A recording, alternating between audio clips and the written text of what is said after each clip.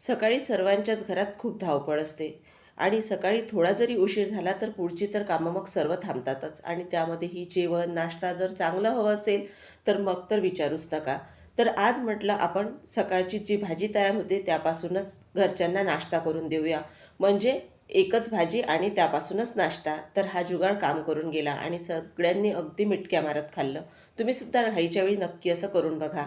आणि आजची रेसिपी तुम्हाला आवडली असेल तर एक लाईक करून चॅनललाही सबस्क्राईब करायला विसरू नका. सर्वात आधी इथे आपण 5 मोठे बटाटे उकडून साल काढून घेतलेले आहेत. तर आता इथे आपण एक छोटंसं वाटण तयार करूया. तर मिक्सरच्या भांड्यात 7 ते 8 हिरव्या मिरच्या, 7 ते 8 लसूण पाकळ्या, त्याचबरोबर अर्धा इंच आलं आणि आपल्याला अर्धा चमचा धणे घ्यायचे आहेत. धणे इथे कच्चेच वापरलेले आहेत. सोबतच अर्धा चमचा जिरेसुद्धा घालून घ्यायचे आहे आणि कढीपत्त्याची पानंसुद्धा. आता पाणी न घालता हे सर्व बारीक करायचं, पण थोडं जाडसरच ठेवायचं. तर इथे आता आपलं हे वाटण तयार करून झालेलं आहे. बऱ्याचदा कढीपत्ता आपण तसाच तेलामध्ये घालतो, तर तो कढीपत्ता मुलं बघा काढून टाकतात, त्यांना तो खायला आवडत नाही. तर अशा पद्धतीने बारीक करून घ्यायचा, म्हणजे तो पोटातही जातो. तर आता आपण भाजी फोडणीला घालणार आहोत. तर सर्वात आधी कढईमध्ये तेल घालून घेणार आहोत. तेल गरम झाल्यानंतर यामध्ये आपल्याला अर्धा चमचा मोहरी घालायची आहे. मोहरी चांगली फुटू द्यायची आणि आता आपण यामध्ये हिंग घालून घेणार आहोत. तर इथे बघा मोहरी फुटायला सुरुवात झालेली आहे. जिरे आपण वाटणामध्येच घातलेले होते, त्यामुळे तेलामध्ये आपण घालणार नाही आहोत.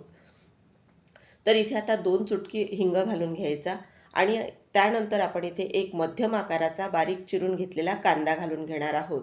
कांदा फार जास्त बटाट्याच्या भाजीमध्ये वापरायचा नाही, कारण ही बटाट्याची पिवळी सुकी भाजी आपण करणार आहोत.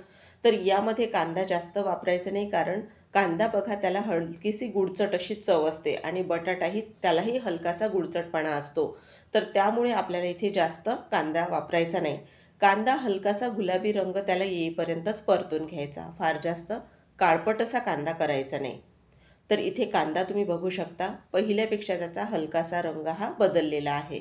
पण अजूनही थोडा आपण हा कांदा भाजून घेणार आहोत.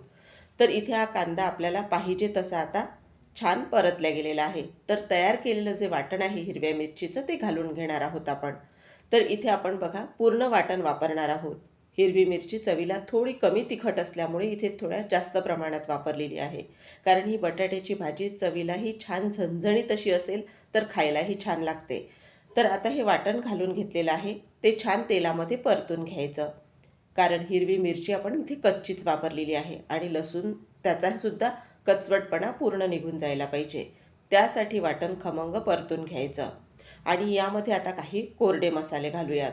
तर बघा तेलाचाही फार जास्त इथे वापर केलेला नाही आपण, पण कोरडी भाजी असल्यामुळे थोडंसं तेल जास्त जर असेल तर ते खाताना भाजी कोरडी वाटत नाही. तर इथे आता छान हे वाटण परतून झालेलं आहे. तर आता कोरडे मसाले घालून घेऊयात मग. तर कोरड्या मसाल्यांमध्ये इथे सर्वात आधी आपल्याला अर्धा चमचा धना पावडर घालायची आहे. धने आपण वाटणामध्येही घातलेले आहे, पण अशी धना पावडर तुम्ही आवडत असेल तर घालू शकता, नाही तर स्किपही करू शकता. अर्धा चमचा गरम मसाला आणि त्याचबरोबर इथे अगदी पाव चमचा एवढी हळद घातलेली आहे. आता हे सर्व कोरडे मसालेसुद्धा छान वाटणामध्ये परतून घ्यायचे आहेत आपल्याला. आणि हे सर्व परतून झाल्यानंतर आपल्याला बघा यामध्ये थोडं पाणी घालून घ्यायचं आहे. आता तुम्ही म्हणाल बटाट्याची पिवळी भाजी आणि पाणी, तर हो थोडंसं पाणी घालायचं आहे, म्हणजे भाजी छान मिळून येते आणि चवही छान लागते. तर इथे फक्त अगदी बघा मी 3-4 चमचे नाश्त्याच्या चमच्यानेच एवढंच पाणी घातलेलं आहे. जास्त पाणी नाही घालायचं, आपल्याला रश्श्याची भाजी नाही करायची बरं का. तर आता हे छान परतून घेतलेलं आहे आपण आता. आणि आता उकडलेले जे बटाटे आहेत ते बटाटे हाताने तोडून यामध्ये घालायचे आहेत. तर आधी तुम्ही सर्व बटाटे तोडूनही एका भांड्यामध्ये घेऊ शकता आणि नंतर मग भराभर ते घालू शकता. तर इथे बटाटे तोडत असताना तुमच्या लक्षात येत असेल मी मोठे फार असे तुकडे यामध्ये ठेवत नाही. सर्वच बटाटे आपल्याला हाताने छान बारीक करून घ्यायचे. कुठे मोठे बटाट्याचे तुकडे असतील तर ते सुद्धा हाताने बारीक करून घ्यायचे. म्हणजे अशी भाजी छान एकत्र तुम्ही अशी मसाल्यामध्ये किंवा वाटणामध्ये परतून घेतली तर ती खायला चांगली लागते आणि छान मिळूनसुद्धा येते ती भाजी आणि एकजीव असलेल्या भाजीची चव बघा खूपच छान लागते. तर आता हे सर्व बटाटे तोडून घेतलेले आहेत हाताने. यामध्ये चवीनुसार आपल्याला मीठ घालून घ्यायचं आहे आणि बारीक चिरून घेतलेली भरपूर अशी कोथिंबीर घालायची आहे. तर इथे कोथिंबीरचा वापर थोडा जास्त करायचा. तर आता बघा हे सर्व घातल्यानंतर यामध्ये आपल्याला ही भाजी छान एकत्र करून घ्यायची आहे. बघा पूर्ण छान ही भाजी आपण जो आपण मसाला तयार करून घेतलेला होता त्यामध्ये छान एकजीव अशी करून घ्यायची आहे. बटाट्याची ही सुकी भाजी अगदी झटपट तयार होणारी आहे. तुम्हाला मुलांच्या डब्यासाठी असू द्यात किंवा ऑफिसच्या डब्यासाठी अगदी झटपट होणारी आहे. आणि तुम्ही याची पूर्वतयारी म्हणून बटाटे जर आधी उकडून घेतले, शिजवून घेतले बटाटे आणि वाटण तयार करून ठेवलं तर अगदी 5 मिनिटात तयार होणारी भाजी आहे. म्हणजे घाईच्या वेळी झटपट उपयोगी पडणारा आहे तो म्हणजे बटाटा. तर बघा आता ही भाजी आपली छान आपण एकत्र करून घेतलेली आहे.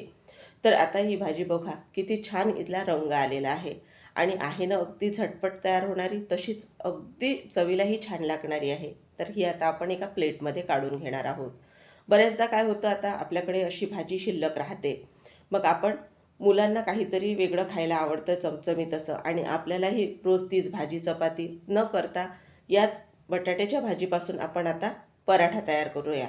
तर आता ही भाजी मी प्लेटमध्ये काढून घेते आणि बघा भाजी किती छान तयार झालेली आहे.